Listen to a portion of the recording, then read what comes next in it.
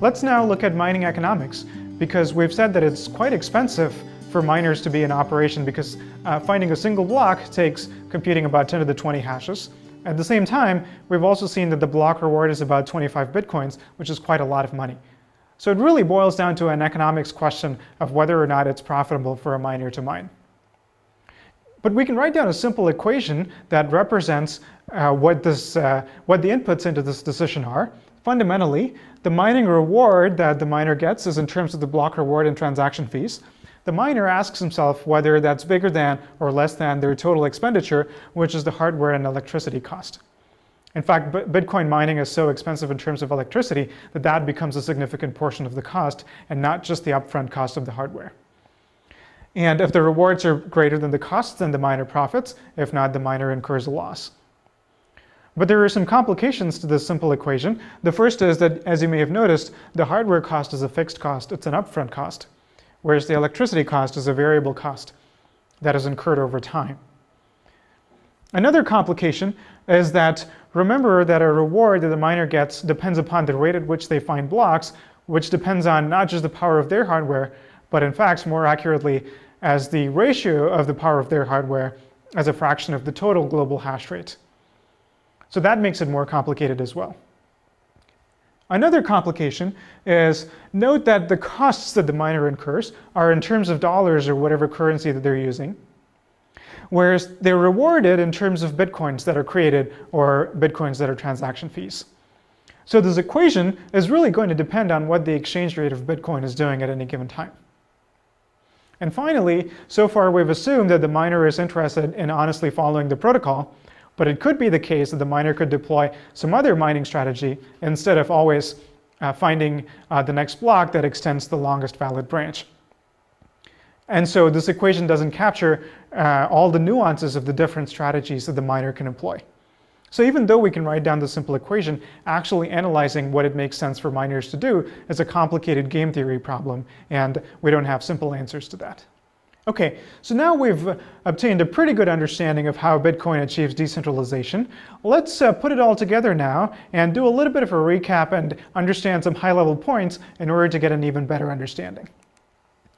So what I'm going to do is I'm going to do a very quick recap of several of the major aspects of Bitcoin that we've learned so far.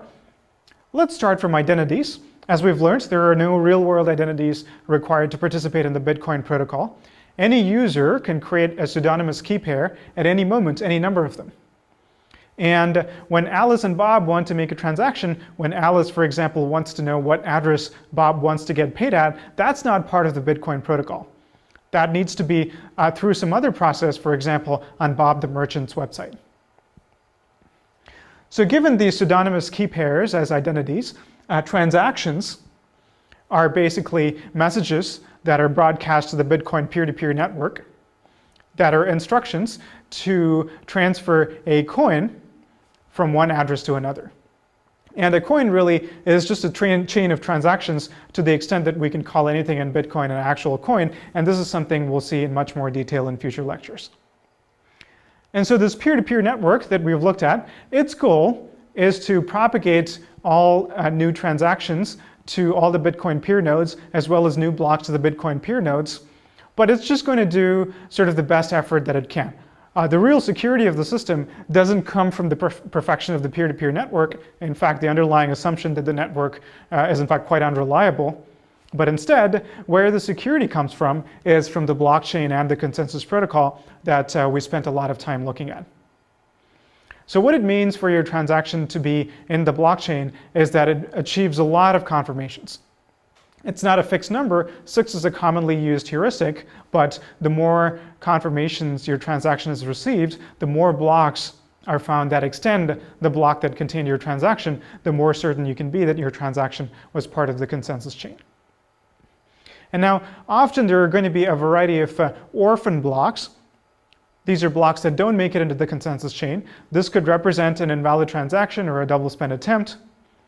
It could simply represent the fact that there is latency in the network, and two miners competing to solve this proof of work puzzle simply ended up finding new blocks within just a few seconds of each other. And so both of these blocks were broadcast nearly simultaneously onto the network. So another subtle point here is that if Alice and Bob are two different miners, and Alice has 100 times as much computing power as Bob, what that means is not that Alice will always win the race against Bob to find the next block, but instead, Alice and Bob have a ratio, a probability ratio of finding the next block in the proportion 100 to 1. So in the long term, Bob will find, on average, 1% of the blocks that Alice does.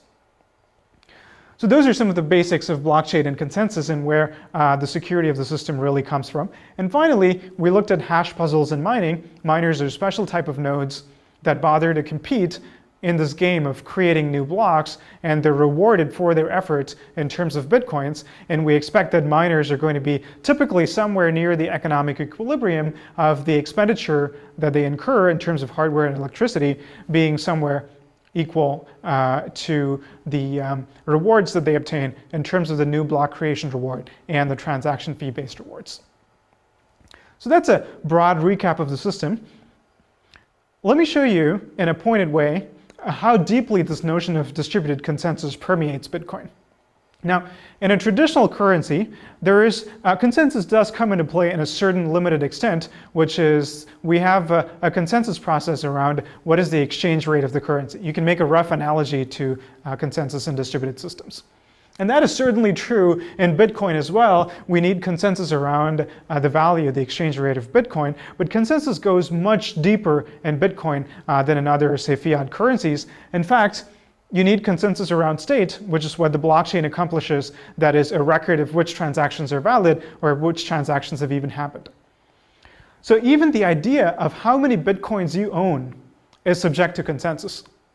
What it means when I say I own a certain amount or number of Bitcoins is that I mean that the Bitcoin peer-to-peer network, as recorded in the blockchain, considers me, the sum total of all my addresses, to own a certain number of Bitcoins. That is sort of the ultimate nature of truth in Bitcoin. So ownership of Bitcoins is nothing more than other nodes thinking that I own a certain number of Bitcoins. And finally, we need consensus about the rules of the system, because occasionally the rules of the system have to change. There are things called soft forks and hard forks, and we're going to see a little bit more detail of this in later lectures. Now I want to show you another subtle idea, which is very tricky, and it's this very neat idea of bootstrapping that I really found intriguing the first time I encountered it, and so I want to share this with you. So what do I mean by bootstrapping? I mean the tricky interplay between three things in Bitcoin. And what are these three things? Let's start from the notion of security of the blockchain. So obviously we want the blockchain to be secure for Bitcoin to have to be a viable currency. But what is necessary for the blockchain to be secure? What this means is that an adversary shouldn't be able to overwhelm the consensus process. Shouldn't be able to create a lot of nodes and take over 50% or more of the new block creation. But when will that be true? What is a prerequisite for that? A prerequisite for that is having a healthy mining ecosystem made up of largely honest protocol-following nodes. So that's a prerequisite for security of the blockchain. But what's a prerequisite for that? When can we be sure that a lot of miners will put a lot of computing power into participating in this hash puzzle solving competition? Well, they're only going to do that if the exchange rate of Bitcoin is pretty high. Why is that? Because they receive rewards denominated in Bitcoins, whereas their expenditure is in dollars. So the more the value of the currency goes up, the more incentivized these miners are going to be. But what ensures a high and stable value of the currency? That can only happen if users in general, people who want to buy Bitcoins, have trust in the security of the blockchain. Because if they believe that the network could be overwhelmed at any moment by an attacker, then Bitcoin is not going to have a lot of value as a currency. So you have this interlocking interdependence between these three things. Right? So the existence of each of these is predicated on the existence of another. So one might flip that around and imagine at the beginning, during Bitcoin's creation, when none of these three things existed, when there were no miners other than what we believe to be Nakamoto himself or whoever the creator was running the mining software. And when Bitcoin didn't have a lot of value as a currency. And when the blockchain was in fact insecure because there was not a lot of mining going on, and so anybody could easily overwhelm this process. How do you go from there, not having any of these three properties, to having all three of them. And that is what I mean by bootstrapping. And it's this very tricky process of how all of these three characteristics were acquired by the Bitcoin system in an interdependent manner with each other. And this was, of course, fueled by a lot of media attention as well, because the more people hear about Bitcoin, the more they're going to get interested in mining. And the more they get interested in mining, the more confidence people will have in the security of the blockchain, because there's now more mining activity going on, and so on and so forth. And so Bitcoin went from having none of these properties to now having, in some large measure, all three of these properties. And that's the interesting bootstrapping feature of Bitcoin. And every new altcoin that wants to succeed also has to somehow solve this problem of pulling itself up by its bootstraps. Okay.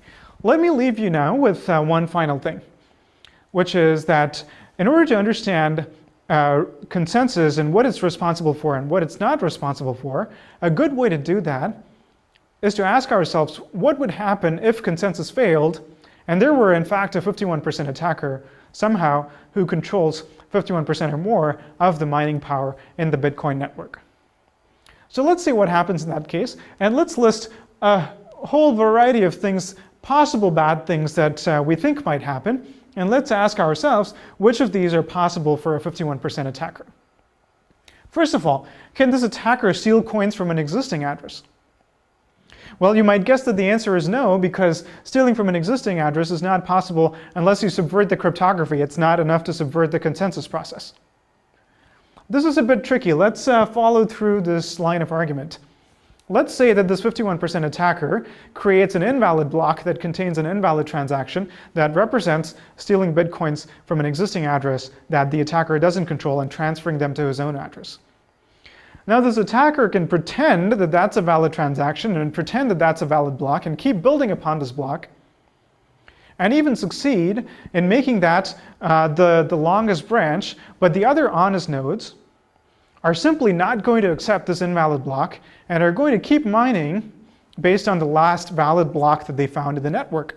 So what will happen is that there will be what we call a fork in the chain. Now imagine this from the point of view of the attacker trying to spend these invalid coins and send them to some merchant Bob and buy something in exchange. Now Bob will presumably be running a Bitcoin node himself, and that will be an honest node, and that node is going to say, oh, this might be the longest branch, but it's not a valid branch because it contains an invalid transaction because the signatures didn't check out. And so it's going to simply ignore this longest branch because it's an invalid branch. And because of that, subverting consensus is not enough. You have to subvert cryptography to steal coins from an existing address. So we conclude that this attack is not possible for a 51% attacker. By the way, in saying all of this, I should note that this is all somewhat hypothetical, somewhat a thought experiment, because if there were, in fact, actual signs of a 51% attack, what will probably happen is that the developers will notice this and will try to react to it, and will update the Bitcoin software, and we might expect that the rules of the system of the P2P network might change in some form to make this attack more difficult to launch, but we can't quite predict that, so we're working in a simplified model where a 51% attack happens, but other than that, there are no changes or tweaks to the rules of the system. Okay, let's move on. Can the attacker suppress some transactions? Let's say there is some user, say Carol, whom the attacker really doesn't like, and the attacker knows some of Carol's addresses and wants to make sure that no coins belonging to any of those addresses can possibly be spent. Is that possible? Well, let's think about this. The attacker, since he controls the consensus process of the blockchain, can simply refuse to create any new blocks that contain transactions from one of Carol's addresses, and can in fact also refuse to build upon blocks that contain such transactions. And the attacker will be successful at that.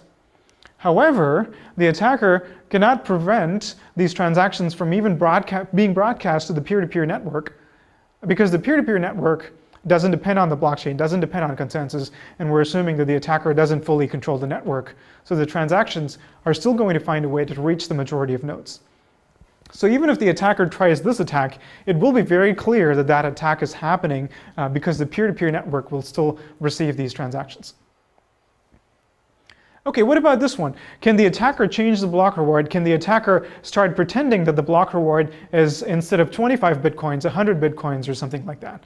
Well, this sort of corresponds to changing the rules of the system, and because of a reasoning similar to what we applied for stealing bitcoins from an existing address, this is also not possible because the attacker doesn't control the copies of the Bitcoin software that all of the honest nodes are running. So that's also not possible. Finally, let's ask ourselves if the attacker can somehow destroy confidence in Bitcoin.